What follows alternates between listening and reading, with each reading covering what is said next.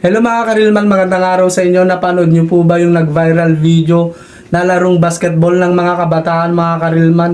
At nang dahil dito ay nagkapikunan at nagkainitan mga karilman.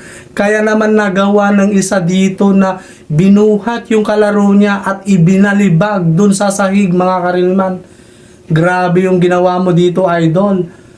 Sa tingin ko hindi na yan makakabangon si kuya dahil baka yan nabalian na ng buto. Panoorin nyo yung full video na to.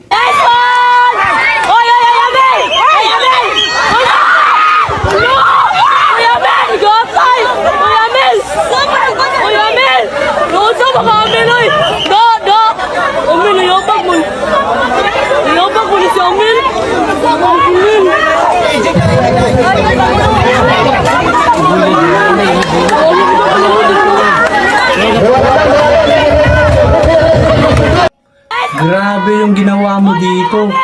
Payo ko lang sa'yo ha.